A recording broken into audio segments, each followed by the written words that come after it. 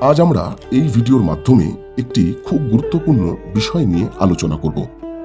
একবার কুমুদবন্ধু সেন শ্রী শ্রী মাকে প্রশ্ন করছেন, মা, ধ্যানের সময় ভালোভাবে মনোসংযোগ করতে পারছি না, আমার মন বড়ই তরল চঞ্চল। মা হেসে উত্তর দিলেন, ওটা কিছু নয়, মনের ওই স্বভাব, চোখ এবং কানের মতোই। নিয়মিত ধ্যান জপ করে যাও। ভগবানের নামের আকর্ষণ ইন্দ্রিয়ের নামের আকর্ষণের থেকে অনেক বেশি শক্তিশালী। নিয়মিত অভ্যাস করলে সময়ে সব ঠিক হয়ে যাবে। সব সময় ঠাকুরের কথা ভাববে, তিনি তোমাকে সর্বক্ষণ দেখছেন, তোমার ত্রুটি সম্পর্কে একদম চিন্তা করবে না। আমি বললাম, মা, আশীর্বাদ করুন যাতে আমি নিয়মিত অভ্যাস করতে পারি।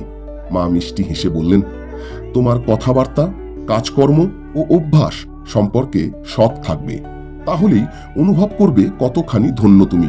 ঠাকুরের আশীর্বাদ সর্বক্ষণ জীবের ওপর বর্ষিত হচ্ছে, তা চাওয়ার দরকার হয় না।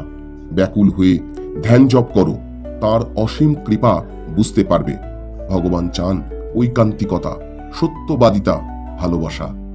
বাহ্যিক ভাবোচ্ছ্বাস তার কাছে পৌঁছায় না। নিয়মিত নির্দিষ্ট সময় নাম জপ করবে। মন্ত্র উচ্চারণের সময়ে সর্বশক্তি দিয়ে মনকে একাগ্র করবে।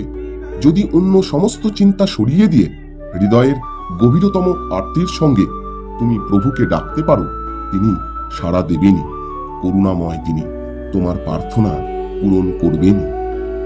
কি অসাধারণ কথা বললেন শ্রী শ্রী মা শারদা।